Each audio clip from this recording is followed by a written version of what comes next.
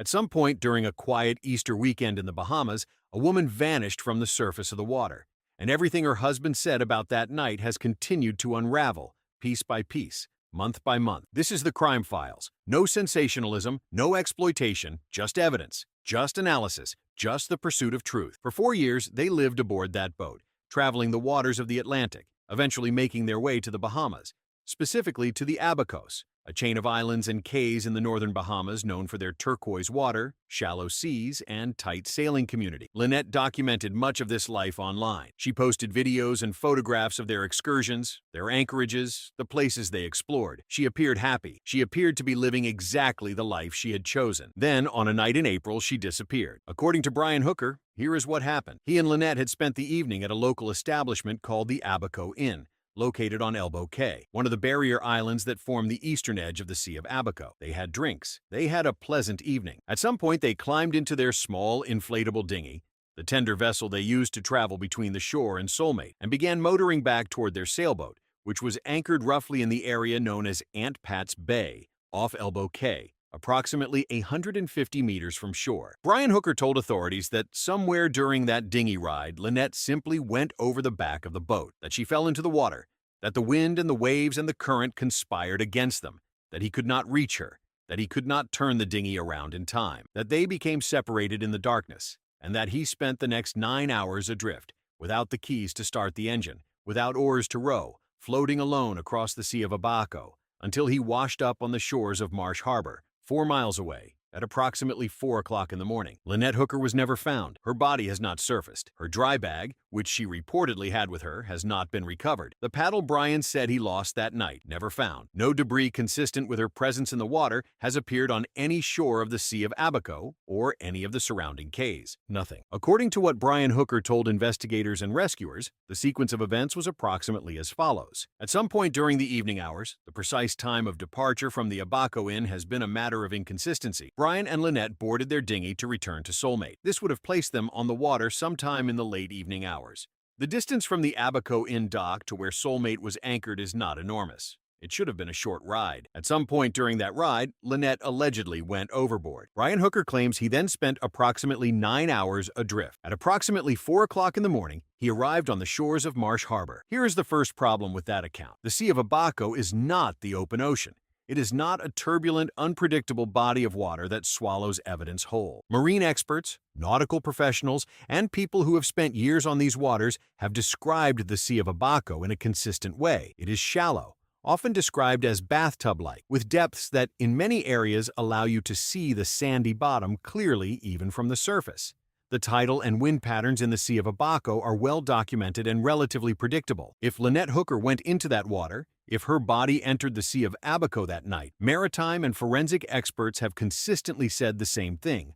Her remains should have surfaced. Shallow, enclosed bodies of water do not simply absorb a person. The physics of decomposition and buoyancy, combined with the geography of the Sea of Abaco, point toward one conclusion. If she went in where Brian says she went in, something of her would have come back to the surface, to a shore, to a reef, to somewhere. Nothing has. And then there is the matter of what Brian says happened to him that night. 9 hours adrift. No engine because she had the keys, he says. No oars. Just floating. 4 miles. 9 hours. The people who know these waters, fire and rescue personnel, experienced sailors, tide and weather experts, have raised serious questions about this account. The prevailing wind and current patterns that night do not align neatly with a drift path that would carry a dinghy from Aunt Pat's Bay on Elbow Cay all the way to Marsh Harbor in 9 hours. In fact, some have said the drift pattern described would more likely have carried the boat in a different direction entirely, toward Lubbers Quarters Cay, or northward, not southwestward toward Marsh Harbor. 9 hours, 4 miles,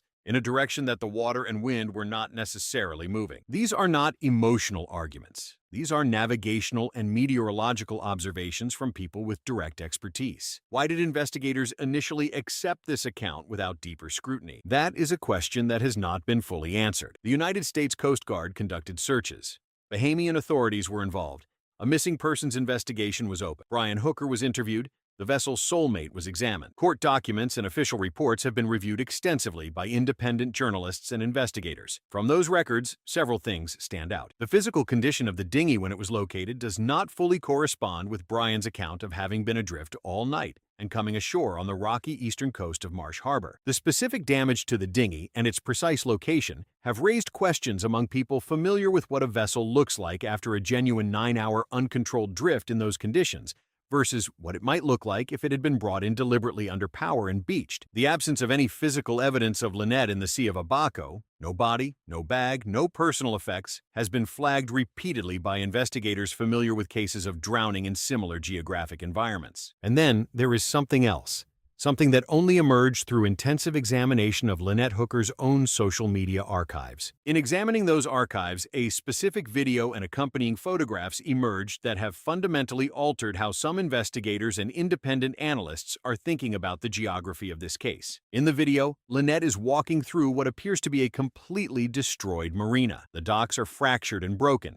The buildings are collapsed and weather-damaged. What was once clearly a high-end waterfront resort, complete with a pool, guest accommodations, a dining facility, protected boat slips for vessels up to 90 feet, has been reduced to structural wreckage. The pool tiles are peeling from the walls. The walkways are cracked and overgrown. The view of the Sea of Abaco beyond is still beautiful, but the structures themselves look as though they have not been touched in years. For weeks, investigators and journalists attempting to identify this location showed these images to local residents, fire and rescue personnel, and longtime Abaco community members. Repeatedly, the response was the same: unrecognized.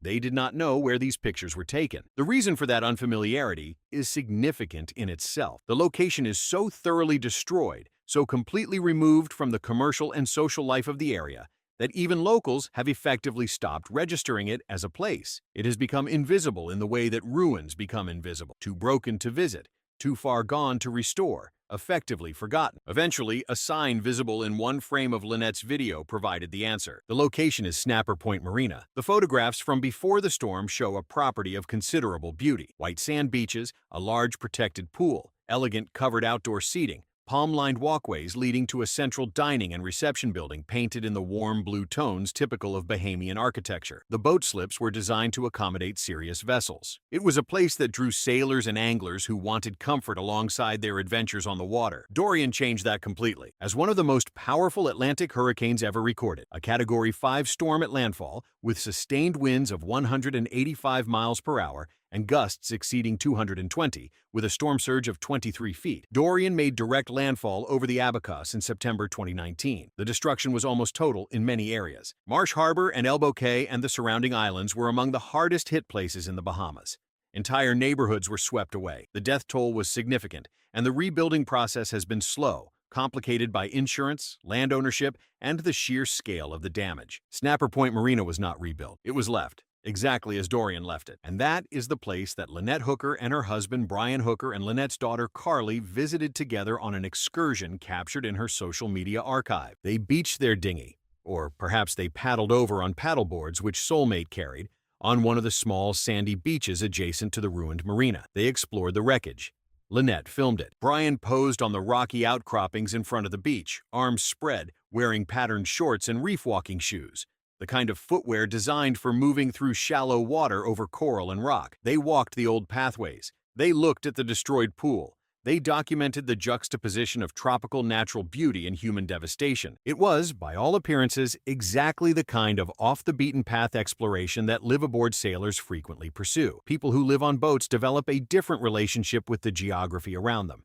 They know the hidden spots. They know the ruins. They know the quiet beaches that motorists on land would never find. Brian Hooker knew Snapper Point Marina. He had been there. He had walked those beaches. He had seen those docks, those buildings, that hidden cove of a beach accessible only by water. Soulmate was anchored on a mooring ball in the inlet that forms the harbor of Marsh Harbor, the anchorage where the Conch Inn and Snappa's Bar and Grill are located. The mooring ball system in that inlet is managed, and live-aboards like Brian and Lynette rented access, which gave them use of the Conch Inn facilities, the pool, the restaurant, the bar. Their bow faced toward Snappa's Bar and Grill. They were inside that protected inlet with a collection of other anchored vessels. From that anchorage, take a paddleboard or a dinghy and head north along the western shore of Marsh Harbor. Not far, the distance is short, perhaps 10 minutes on a paddleboard, considerably less under dinghy power, and you arrive at Mermaid Reef, which is the approximate location of what remains of Snapper Point Marina. That is how close it is to where they live. Now look further east on the same map, past the inlet,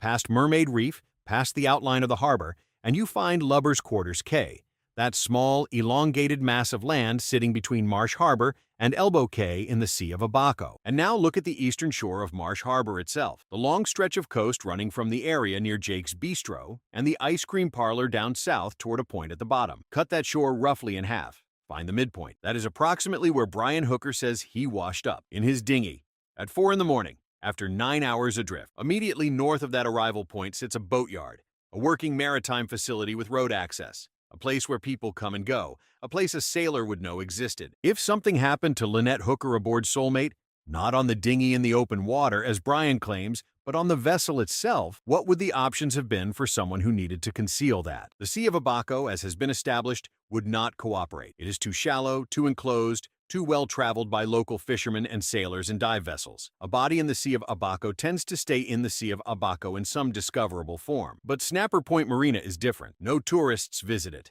No commerce passes through it. Locals who have spent their entire lives in Marsh Harbor told investigators they had forgotten it existed. The access is by water only. There is no road to the ruined marina, no path that brings foot traffic through. The beaches are quiet. The docks are collapsed. The buildings are hollow. It is the kind of place that could receive a visitor in the night and show no sign of it by morning. The navigational route from Soulmate's mooring position to Snapper Point Marina is direct and short. From Snapper Point Marina, heading south along the eastern shore of Marsh Harbor, and arriving at the midpoint of that shore, near where the boatyard sits, near where Brian claims he washed ashore, is also short and navigable under dinghy power. The entire route from Mooring Ball to Snapper Point Marina and back down to the claimed arrival point could be completed by a competent mariner with local knowledge in a matter of hours.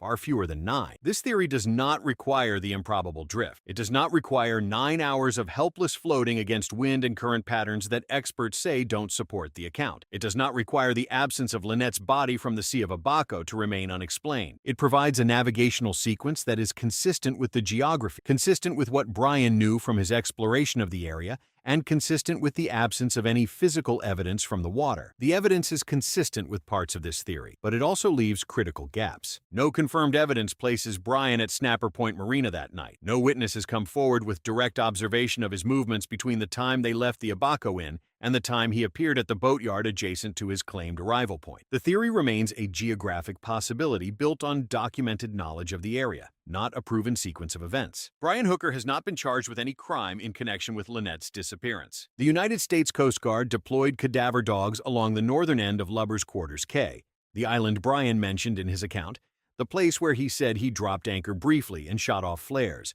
The dogs searched. The results of that search have not been fully disclosed publicly, but the deployment itself signals the direction investigative attention has been moving. Multiple independent marine experts have reviewed the weather, wind, and tidal data for the night in question, and have concluded that Brian Hooker's account of a 9-hour uncontrolled drift from the Elbow Cay area to Marsh Harbor is inconsistent with the documented conditions that night. Physical discrepancies in the dinghy's condition and position upon recovery have been noted by people with experience in maritime recovery operations. At one point, a helicopter was spotted hovering over the Lubbers Quarters Cay area, leading to speculation that a new search operation was underway. That helicopter was ultimately traced to a private operator associated with a fishing tournament that was occurring in the area at the time, not law enforcement. But the fact that locals were watching the sky, counting helicopters, analyzing their flight patterns, speaks to how intensely this case has gripped the community. The people of Marsh Harbor and the broader Abacos are not naive about what they are seeing. They have watched an investigative process unfold in their backyard. They have spoken to journalists. They have offered their knowledge of tides and currents and geography. They have pointed out, repeatedly and consistently, what the water would and would not have done with a person who went in where Brian says Lynette went in. They know their sea, and their sea, they say, does not lose people this completely. The first is Snapper Point Marina, the ruined resort that Brian and Lynette visited together, that sits just north of the harbor inlet where Soulmate was moored, that is accessible by small boat in minutes, that locals have effectively forgotten, and that offers exactly the combination of isolation, beach access, and invisibility that would be relevant to anyone seeking to act without witnesses. The second is a stretch of coastline on Lubbers Quarters Cay, particularly in areas where hurricane wreckage created terrain that is dense, navigable only on foot with effort, and similarly removed from regular human traffic. Community members who have lived in the Abacos for decades have speculated that certain sections of Lubbers Quarters, places called Cracker Peas and Lerner's Landing, both areas left in considerable disarray by Dorian, might merit closer examination. The Coast Guard's deployment of cadaver dogs suggests that some version of this geographic reasoning is already shaping the official investigation. Investigators stated, according to sources familiar with the case, that certain elements of his account changed between initial interviews and later communications. The precise nature of those changes has not been fully disclosed publicly. Police reports indicate that the condition of Soulmate was examined in the days following the incident. The specific findings of that examination have not been released to the public in full. What is known from official records is that the investigation remains active. Bahamian and American authorities have continued to coordinate. The case has not been closed. No determination of accidental death has been issued. Lynette Hooker remains officially classified as missing. It is beautiful in a way that feels almost theatrical. The water shifts from green to blue to turquoise depending on depth and angle and time of day. And on clear days, the visibility down to the sandy bottom makes it feel less like an ocean and more like an enormous swimming pool suspended in the middle of paradise. It is also, the experts say, a place where things do not simply disappear. The tides move in predictable patterns. The winds are documented. The currents are charted. The bottom is shallow enough that what sinks is eventually found, and what floats finds a shore. Lynette Hooker has found neither a bottom nor a shore. That fact, more than anything else in this case, is the one that investigators and independent analysts keep returning to, not because it proves anything by itself, but because it is inconsistent, in the most fundamental physical way, with the only official account of what happened to her. If the Sea of Abaco did not take her, and everything about that sea says it would have shown her to us by now, then something else happened. And if something else happened, then the geography of that night becomes the most important evidence available. Snapper Point Marina sits at the northern edge of Marsh Harbor. Soulmate was moored 4 miles to the south and west, in the protected inlet Brian and Lynette called home. The beach at the ruined resort is quiet. The water between them is flat and navigable and dark at night. Brian Hooker knew every inch of it. As of the time of this reporting, no arrest has been made, no body has been found, no charge has been filed against Brian Hooker or any other individual in connection with Lynette Hooker's disappearance. The investigation, according to sources familiar with its progress, remains active. Both American and Bahamian authorities are engaged. The physical geography of the northern Abacos continues to be examined, both through official channels and through the work of independent investigators and journalists who have spent weeks on the ground in Marsh Harbor, speaking to residents, fishermen, sailors, fire and rescue personnel, and anyone with direct knowledge of the area. New forensic technology, specifically advances in ground-penetrating analysis and cadaver detection in maritime environments, may offer tools that were not available in the immediate aftermath of the disappearance. The mooring ball where Soulmate was tied up is still there in the inlet. Other boats moor in the same anchorage. Snappa's Bar and Grill is still open. The Conch Inn is still operating. Life in Marsh Harbor has moved forward in the way that life must move forward after catastrophe and uncertainty. But Lynette Hooker's family has not moved forward. Her daughter Carly, who was in the Bahamas visiting her mother in the period just before she disappeared, who appears in those photographs at the ruined Snapper Point Marina, posing with her mother and her stepfather on a gray afternoon among the hurricane wreckage, is still looking for answers. And the answers, if they exist anywhere, exist within the geography of those 4 miles of dark Bahamian water between Elbow Cay and Marsh Harbor, within the shallow sea that refuses to give her back, within a ruined marina that most people have forgotten, sitting quiet on its beach in the dark.